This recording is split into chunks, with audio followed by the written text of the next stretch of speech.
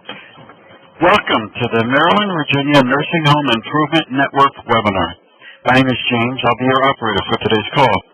At this time, all participants are in a listen-only mode. Later, we will conduct a question-and-answer session. Please note this conference is being recorded. And I'll now turn the call over to Linda Harris. Ms. Harris, you may begin.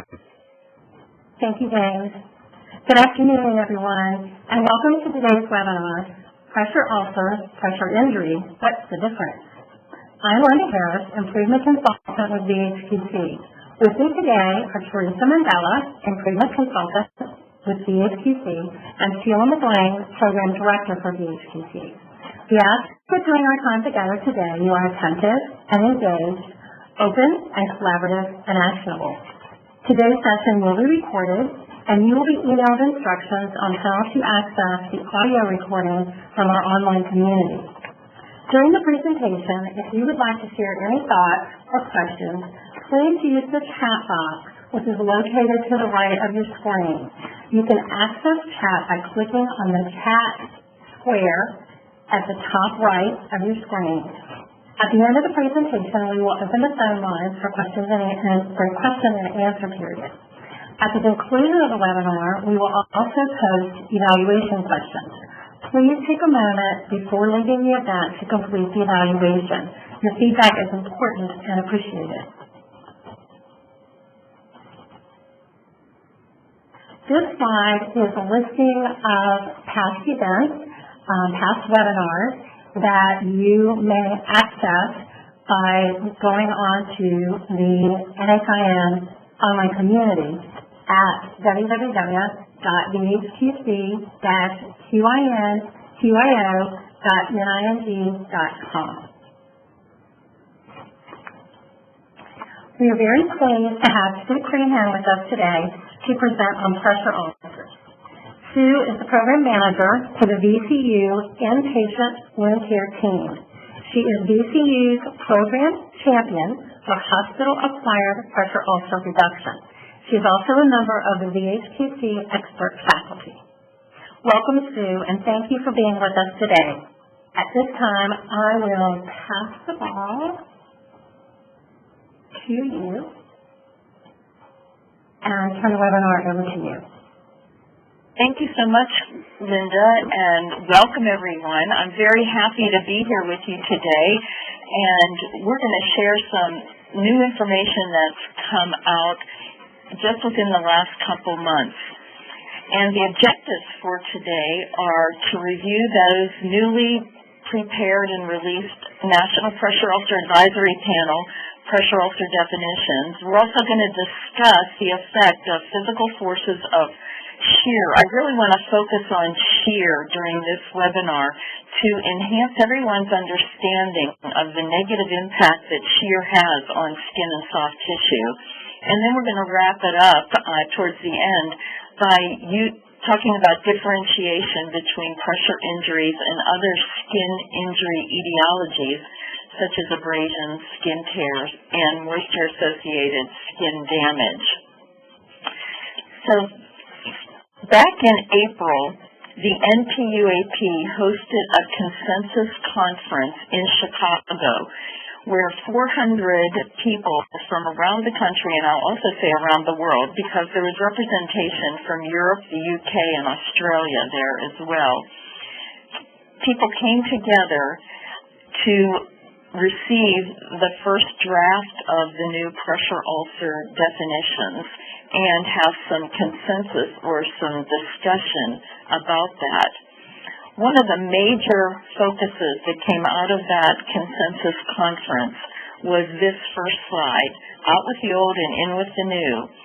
The NPUAP decided that the terminology of pressure ulcer was not really the correct language to use as we look through the various stages of pressure ulcers. And we've changed the name then to pressure injury. And that may seem like a major or a minor change to you, but honestly it makes really good sense. And the reason that it makes good sense is that not all pressure injuries are ulcers, right? even looking at this first slide here, and these are slides that are public access slides for what a stage 1 pressure injury looks like on the Caucasian individual in the top left, and then on someone that's a little more darkly pigmented on the bottom left. So you see that there's an injury to the skin, but there is no ulceration. So when we're talking about stage 1, and actually when we're talking about deep tissue injuries, frequently for stage 1s all the time, there is no ulceration. And in deep tissue injury, in the early stages, there is no ulceration, as you can see in this picture of this pretty significant maroon discoloration across the sacrum and the top of the buttocks for this individual. So that particular change that NPUAP made was, I think, a positive one and one that makes good sense. The other change that they made was we are going to abandon Roman numerals and use Arabic nomenclature. So using the actual number stage 1, the actual number 2, instead of using Roman numerals, was another change that came out of that consensus conference. As we proceed with these next few slides and look at the language that is now present in the various stages, I want to set the stage before we get into the language by making a few comments. Number 1, these changes have been made public. However, the federal government and all the insurance carriers have not yet adopted this language. I think it's going to take a long time for the government, or not long, a significant amount of time for CMS to even figure out where to begin with the language changes. The content of the definitions really doesn't change. Things that we called stage 1, we're still going to call stage 1. Things that we've called stage 2, we're still going to call stage 2. There's just additional robust information embedded into the definitions. So that's my first comment. I don't want anyone at the end of this conference call to feel like they need to all of a sudden change all their documents, all their IT. Here at VCU, we're choosing to just hold on tight and wait and see what the next steps are. We're not making any changes in how we do business here. My electronic medical record isn't changing, nothing until we hear further guidance from the NPUAP and the federal government on these language tweaks in the definitions. Secondly, I just want to say that the last published definitions that came out of the NPUAP were back in 2007. That's 9 years ago. As you're aware, there's been a lot of research that's gone on in the last 9 years, and we've learned some things.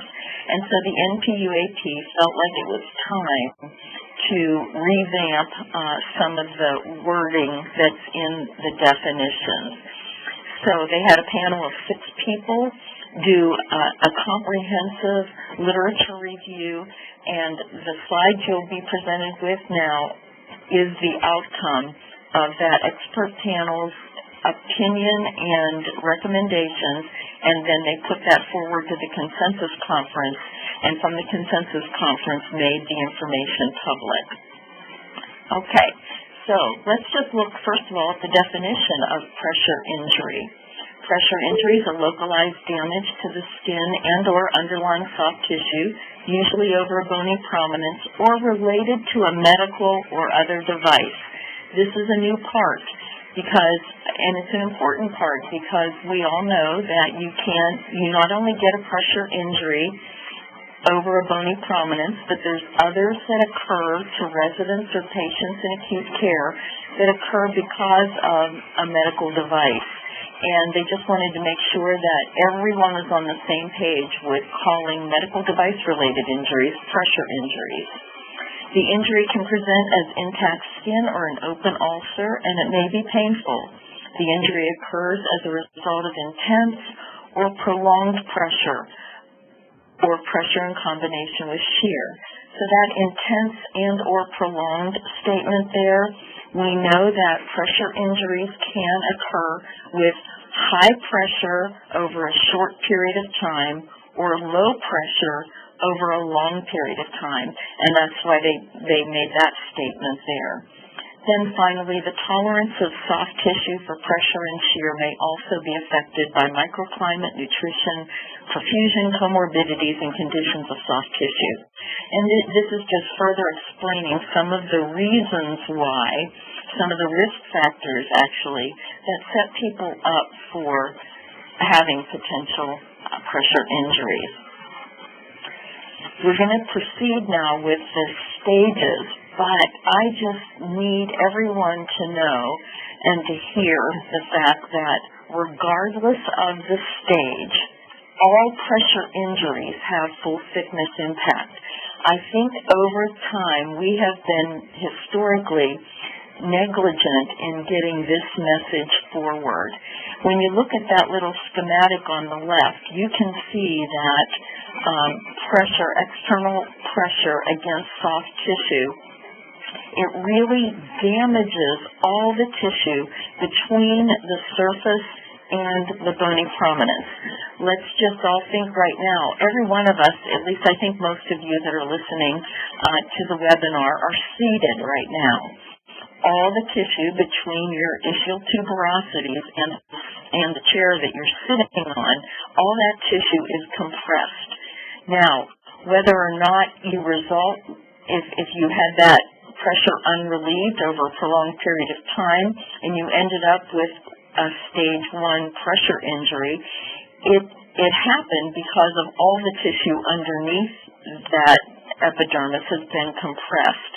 So all pressure injuries, regardless of the physical manifestation of the stage, all have full thickness impact. And that's why implementing nursing interventions immediately is crucial to the outcome, because we can't see the level of tissue damage or injury that's occurred beneath the surface of the skin.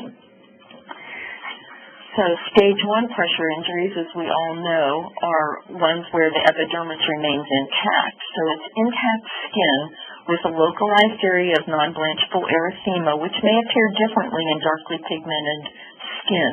You can see the little character drawing there on the right to illustrate a Caucasian skin tone and then someone that's more darkly pigmented. All the illustrations have also been updated, and you can see here the attempt of the artist is to show that the injury, even though it's visible on the epidermal surface, has deeper impact. The presence of blanchable erythema or the changes in sensation, temperature, or firmness may precede these visual changes. So there are things that happen ahead of that visual change that helps us to just be alert for a pending development of a pressure ulcer. Color changes do not include purple or maroon discolorations because these may indicate a deep tissue pressure injury. Whether that last statement belonged in the definition or not remains debatable. Some of these, you'll see some of them are very lengthy, and some of the statements actually are just teachable statements more than they are true defining characteristics of the particular stage. Here's an illustration that the NPUAT has given us to help people distinguish between what's blanchable and what's non-blanchable.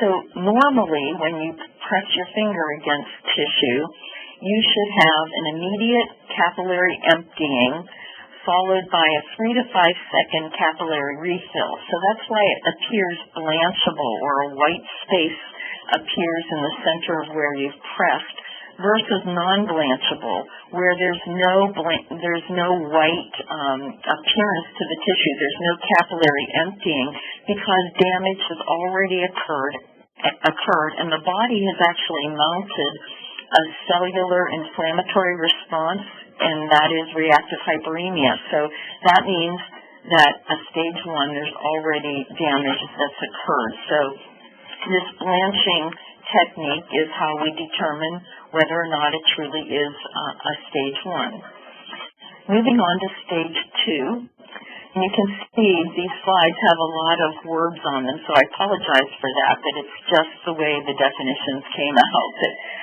So, in a stage 2 pressure injury, it is a partial thickness loss of skin with exposed dermis. The wound bed is viable. That's a new word in the definition, viable. We want to make sure that we're looking at tissue that's living and not avascular or ischemic, so that the wound bed is viable, pink, red, or moist, and they also present as an intact or ruptured serum-filled blister. So that is no different than the previous definition.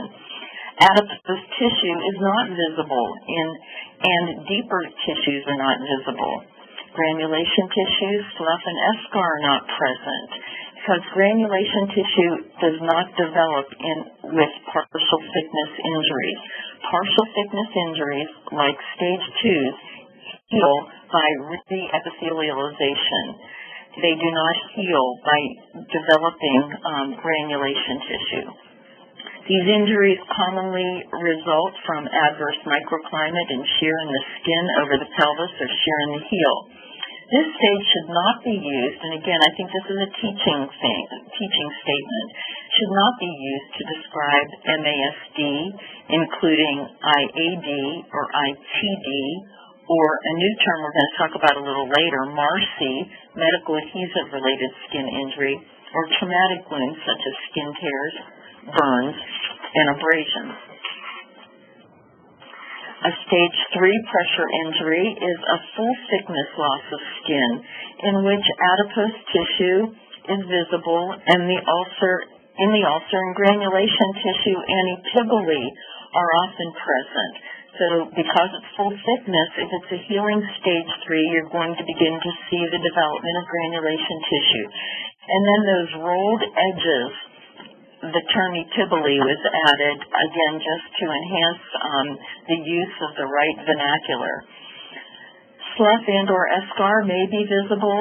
The depth of tissue damage varies by anatomical location. This is no different than previous definition because areas of significant adiposity can develop deep wounds.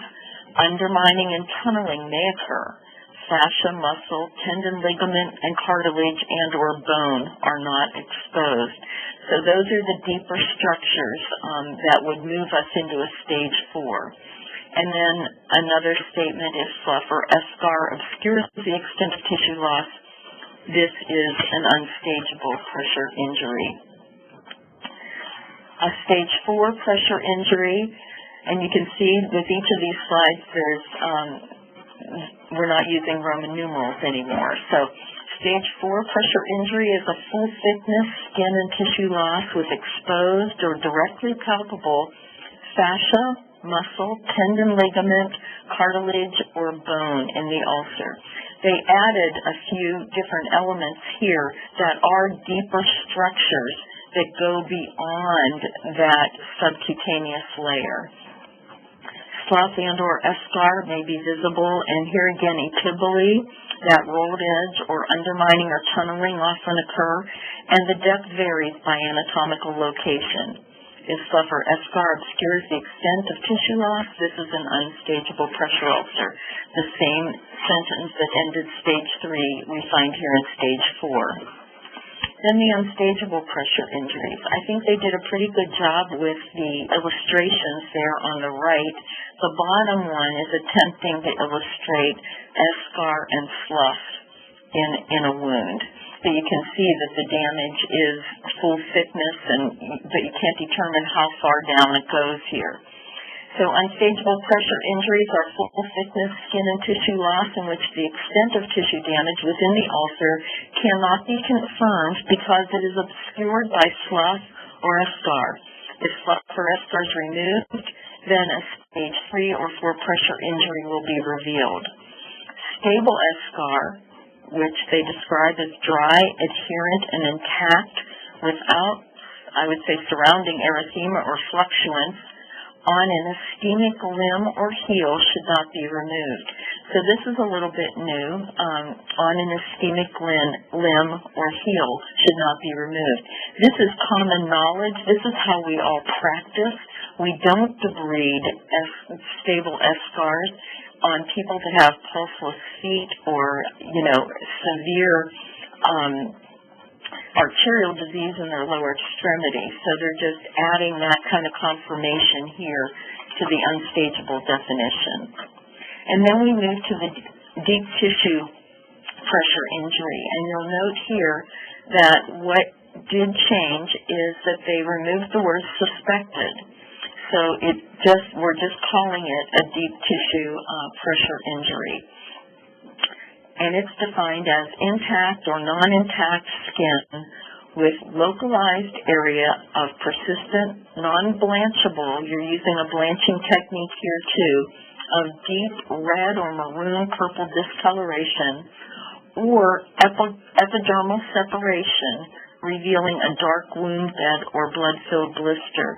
So we know that as a true deep tissue injury evolves, maybe on day 4, day 5, day 7, that epidermal layer will start to slough off. So you begin to see epidermal separation, and that's why that's indicated there in the definition. Pain and temperature changes often precede skin color changes. And I'll just comment here that frequently, the deep tissue injuries that we battle with in acute care the most are when people who have a prolonged OR procedure, like they're on the OR table, supine, for 15, 17, 20 hours, and sometimes those patients will tell you that their bottom hurts before we even begin to see color changes. So we're always on alert because pain can often precede those skin color changes. Discoloration may appear differently in darkly pigmented skin. This injury results from intense and or prolonged pressure and shear forces at the bone-muscle interface. So a true deep tissue injury goes down to the bone-muscle interface. However, depending on the individual's tissue tolerance and their own ability to rescue that tissue, the wound may evolve rapidly to reveal the actual extent of tissue injury, or it will resolve without tissue loss. Again, having followed pressure injuries for quite a number of years now, I have seen many deep tissue injuries that have not necrosed all the way down to the subcutaneous layer. Some of them, when we put really aggressive interventions in place, they resolve and have very minor skin injury associated with them. But then there's others who, for a number of factors, very high-risk patients that will break down all the way to the bone-muscle interface. So I like the fact that that statement's in there, that the wound may evolve rapidly to reveal the actual extent of tissue injury, or it may resolve without tissue loss. If necrotic tissue, subcutaneous tissue, granulation tissue, fascia, muscle, or underlying structures are visible, this indicates a full-thickness pressure injury. Do not use deep tissue pressure injury to describe vascular, traumatic, neuropathic, or dermatologic conditions. Deep tissue injury, this maroon discoloration should only be labeled that when we know for sure pressure has been the key culprit. I've seen patients that just, especially in the darkly pigmented population, where you'll see even on their sacrum and in their gluteal cleft that they just have a deeper color to their skin tone than they do over the buttocks perhaps, or the low back. And this is what's known as chronic hyperchromia. It's not an injury. It is their normal skin tone. So I want you to be alert for that too, that sometimes what we're looking at is just chronic hyperchromia or something else called venous congestion. And so this last statement here is, let's not confuse a deep tissue pressure injury. Every maroon discolorated injury on an individual is not related to pressure, and there's other etiologies, and we need to tease those out. This next statement that came from the NPUAT is simply, it describes an etiology. So this is the medical device-related pressure injury definition. It's not another stage, it's just describing the etiology of a pressure injury. Medical device-related pressure injuries result from the use of devices designed and applied for diagnostic or therapeutic purposes. The resultant pressure injury generally conforms to the pattern or the shape of the device. The injury should be staged using the staging system. You can see on the left there a heel injury. It was caused by a cast on this heel. It's a medical device-related injury, but this is a deep tissue injury. It's just the etiology is the cast or the medical device. And then you can see right there on the mandible of this gentleman from the C-collar that he had to wear after a traumatic injury, and that C-collar caused a pressure injury. So, and this would be, I'm looking at it, and it's hard to determine by looking at this dry picture here, but I'm going to say that that was an unstageable pressure injury at this particular time and place.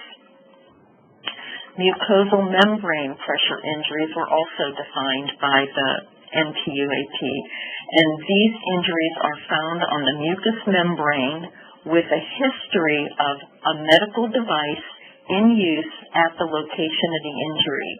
Now, due to the anatomy of the tissue, these ulcers cannot be staged. You can see on the left this lip ulcer, that lower lip, that's an ulceration with some coagulum in the base of it from an ET tube, an endotracheal tube. And then on the right, this is the meatus of a penis with a necrotic area on it due to a Foley not being properly secured and causing a pressure injury. Now, when you think about how we stage pressure injuries, looking first at the epidermis and then the dermis and then the sub-Q tissue and then muscle and bone beneath, you don't find those same tissue structures in mucous membrane, and that's why we do not stage these. So the mucous membrane pressure injuries cannot be staged. All right, so that was our objective number one of just reviewing the new pressure injury definitions and giving a little bit of background on how they came to be. So objective number two, I want to spend a little bit of time now talking about shear in particular. But friction and shear are normal mechanical forces, but they have a physiologic effect. So there's negative impact that shear has, and there's some negative impact that friction also has. The definition of friction is the resistance to motion of external tissue sliding in a parallel direction relative to the support surface, and it results in external tissue damage. Shear, on the other hand, is the action or stress resulting from applied forces which causes or tends to cause two contiguous internal parts of the body to deform in a transverse plane. Now that's a mouthful, I realize that. But the idea of two contiguous internal parts means, contiguous means layers that border one another and come in contact with each other. So again, when you think about the sub-Q layer and then underneath that muscle and beneath that bone, those are contiguous layers, internal parts. And when they are deformed, when there's shear, when that physiologic force is applied to tissue, it deforms those layers against one another. So those layers actually angulate against each other. And you note here that friction is something that has external damage or top-down damage, epidermal and dermal damage, where shear, on the other hand, has deeper damage. It's in the internal parts of the body along that transverse plane. Let's look at this little illustration here. And you can see the surface of the bed being on the bottom, illustrated on the bottom, and a bone at the top, and the tissue between the bone and the surface being compressed. When you read about pressure and shear in the literature, pressure is frequently termed, especially in the biomechanical literature, is labeled mechanical stress, and shear is labeled as strain. Those are two different types of terms that I'm reading about that define pressure and shear. But at any rate, the pressure that's applied against this tissue here causes this compressive stress, this mechanical stress that's going on in the tissue, causes all the cells in those tissues to become deformed and stretched and sheared against one another, and they don't like it. Our cells don't like to be forced to be a different shape for a prolonged period of time, or intensely forced to be a different shape for a short period of time. And they undergo something called apoptosis. They'll just explode and die, setting up that cascade of a negative event resulting in a pressure injury. This is actually an MRI of a pelvis. And you can see the arrow there pointing to the ischiums, which we're all sitting on right now. And this is probably what everyone's gluteus maximus looks like, too. You can see that the gluteus muscle is also compressed between the ischium and the external part of the buttocks, where up in the top left-hand column, that you're offloaded. There is no compression of the tissue. Well, muscle tissue in particular hates to be compressed like that, and muscle tissue actually responds more negatively to pressure and shear than does the dermis and the epidermis. When you look again, the slide on the left, a bony prominence pressing down against the surface, that turquoise and the green and the yellow discoloration is a magnetic image of the tissue actually being deformed and displaced, and where the high intensity of the pressure is actually located. You take that same piece of tissue and you move the tissue only 5 millimeters, and we all know 5 millimeters is it's about 1/8 of an inch.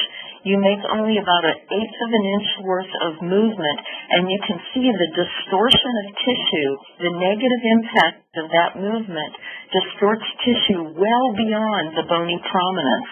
So it's just, again, coming to our attention how very damaging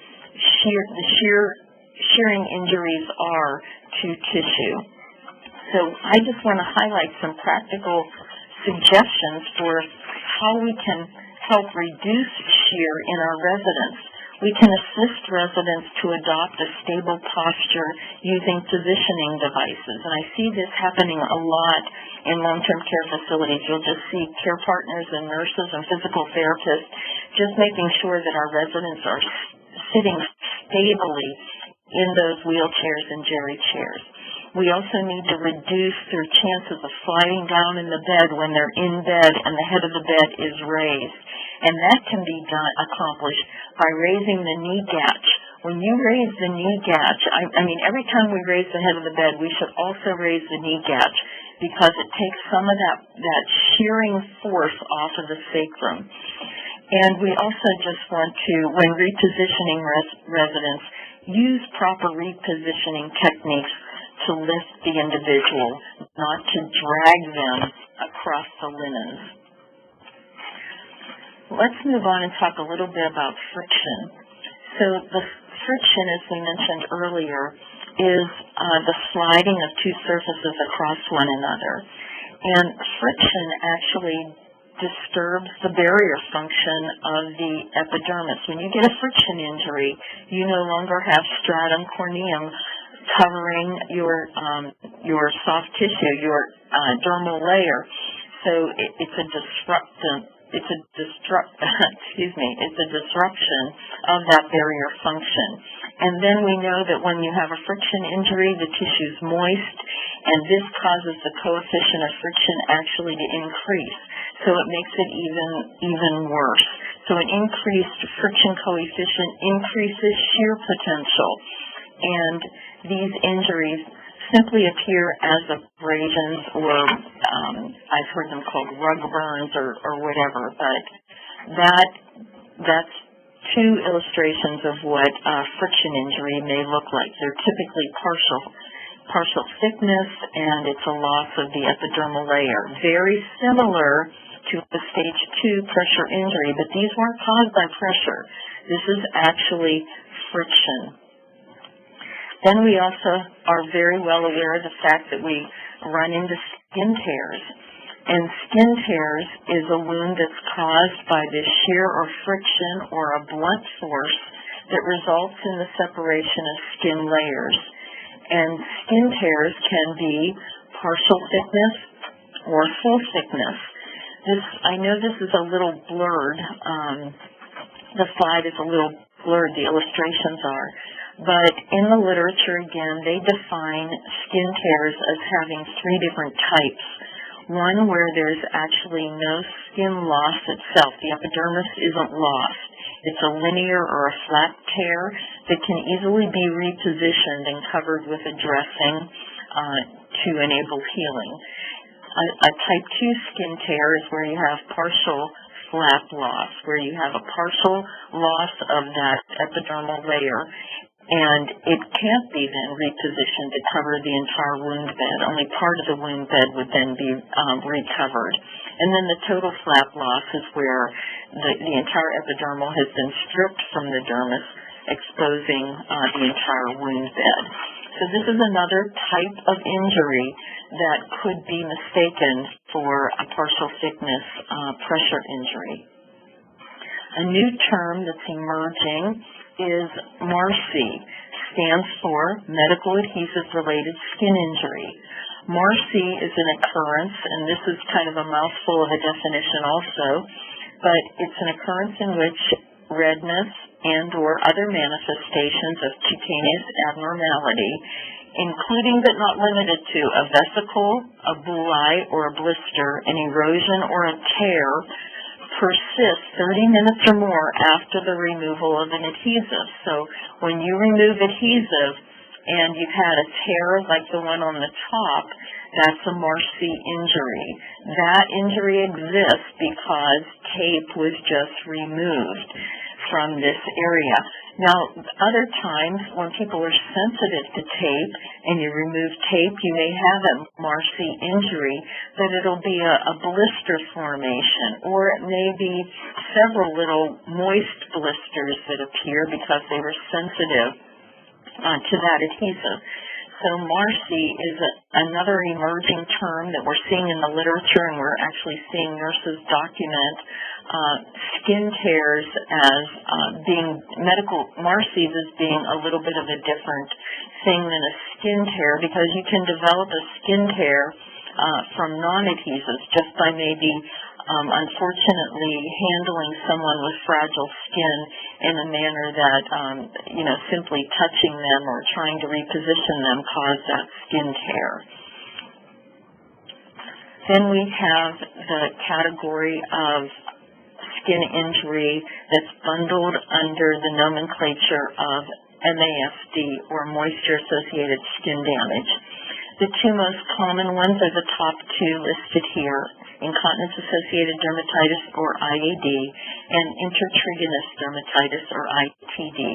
The less common ones are the types of skin injury that you get around just a massively draining wound where the surrounding skin gets irritated and macerated, or the type of skin injury that you get around a stoma, a colostomy, an ileostomy, a jejunostomy, that sort of thing, where the effluent from the stoma actually causes skin damage.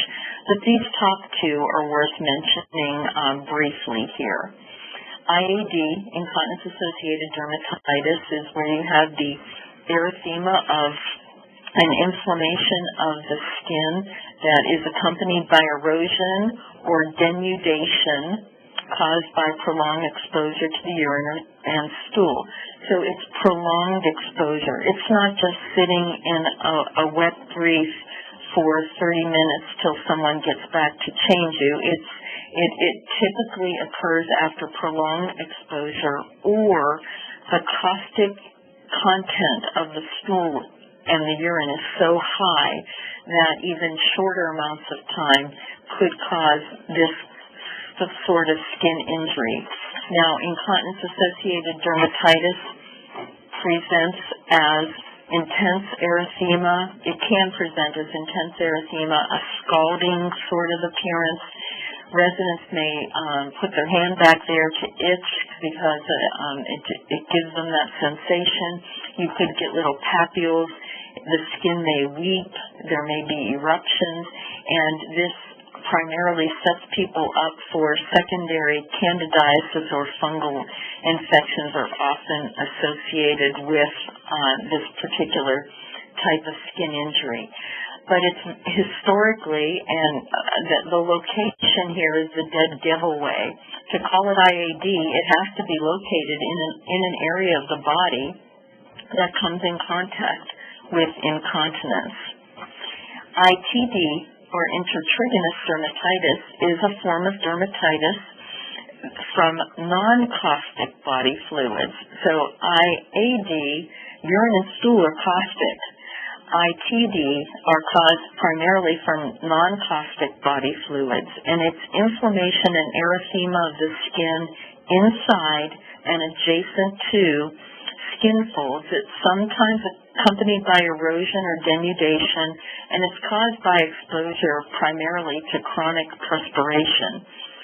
It affects 63% of bariatric individuals, and the most common body sites that we see ITD are under the arms and the axilla, between the buttocks in that deep gluteal cleft, under the breast, the inframammary location, under the pannus, that big abdominal apron, lifting that up and seeing erosion under there, even sometimes between the digits, toes and fingers that are very contracted and held tight together, and in the anogenital area too, around the anus sometimes. If there's a really tight constriction of the buttocks down there, you'll see some ITD noted in that area as well.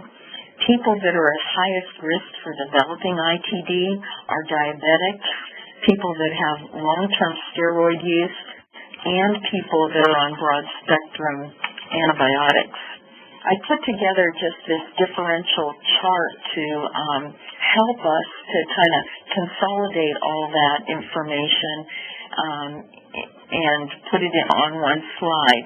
So the wound types listed on the left-hand side, and then the parameters of greatest value to a differential assessment are the anatomical location, whether or not it's partial thickness or full thickness, and then the history of what's going on with that resident. Those are the three things that are most helpful in determining whether or not you should classify something as a friction injury, MASD, pressure and shear, or a Marci injury.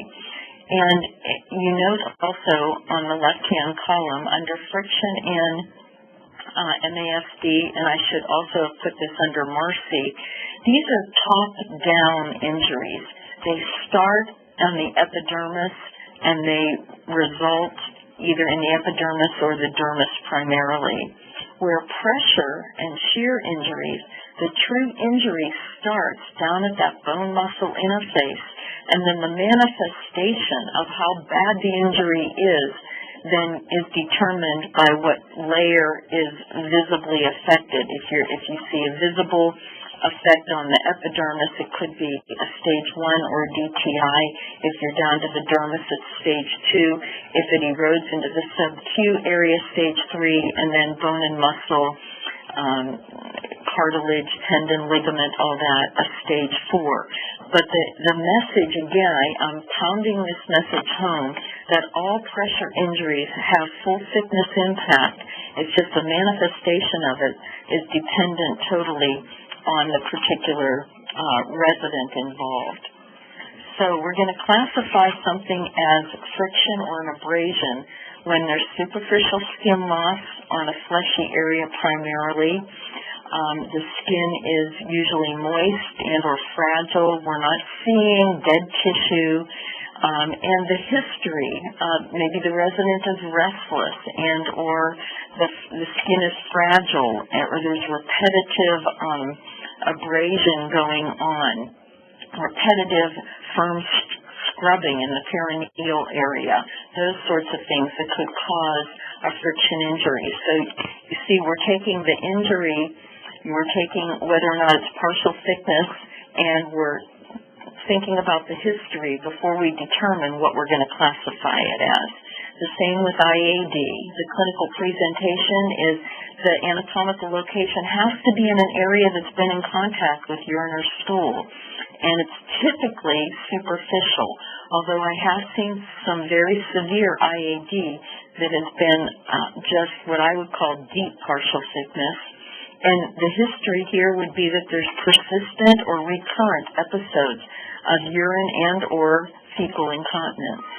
We're going to classify it as ITD when the clinical presentation, when the damage is located in that body fold, and when the damage presents as maybe a linear break in the soft tissue. Or another thing that's a real hallmark of ITD is when you separate the skin folds. If you have what's known as mirror image or kissing lesions, you're seeing the same thing on one side of the skin as you are on the other side. As you can see in this picture, the same redness, non-blanchable redness, is appearing on the top as it is on the bottom. That's called a kissing lesion.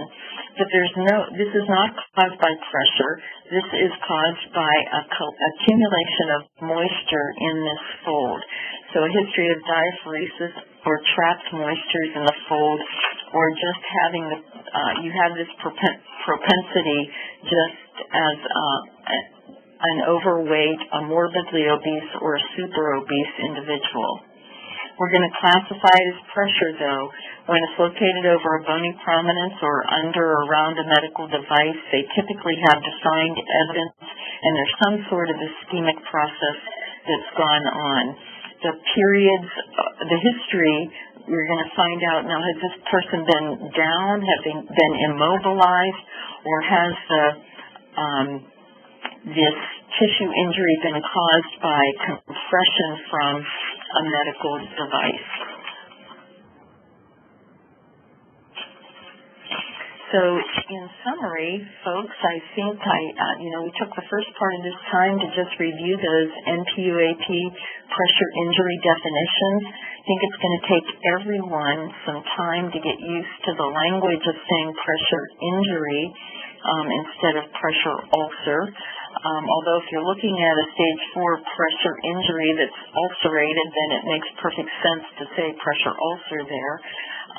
In fact, the panel that presented this new definition at the conference in Chicago in April put a container on the table at the conference, and every time someone used the word ulcer instead of injury, they had to put a quarter in the bucket, and they were going to collect that money, and I'm not sure what they were going to do with it, but anyhow, it's just going to take all of us time to adapt to that new language.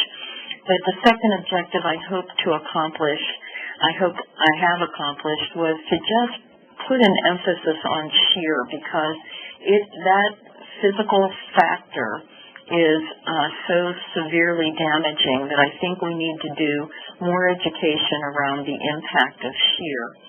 And then finally, we reviewed multiple different skin injuries that can occur that could mimic a pressure injury, and it takes some critical thinking and investigation to determine what type of skin injury it really was. So at this time, I'm going to go ahead and pass that ball back to Linda and call on the conference planner there to open our lines if there are any questions.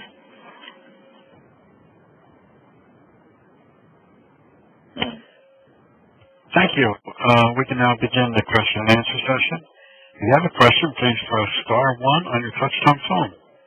If you wish to be removed from the question queue, press the pound sign or the hash key.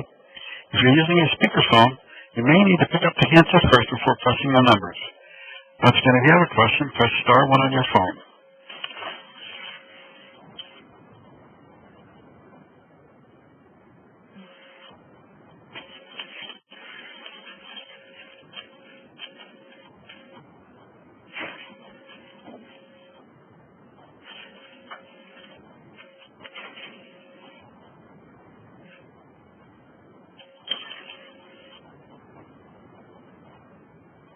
Yeah, it looks like we have no questions over the phone right now.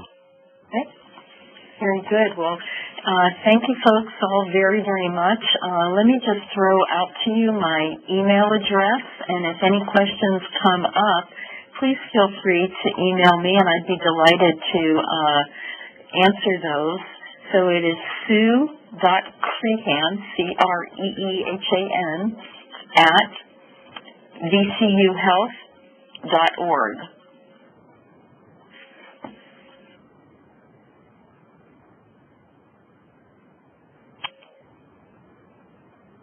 Should this conclude our presentation? It does. Linda, did you have any further comments? I guess we could wrap that up then. Here's VHQC's online community and the links for that. And I believe that was then the end of our presentation. And we really appreciate your investment in preventing pressure injuries for all Virginia and Maryland residents. Thank you. Yes, thank you all very much. And if you would please, before you leave, if you would complete the evaluation, we would appreciate that. We do use that information to plan for future webinars. And Sue, thank you very much for your presentation today. Everyone, thank you for being on the webinar, and enjoy the rest of your day. Thank you, ladies and gentlemen. This concludes today's conference. Thank you for participating. You may now disconnect.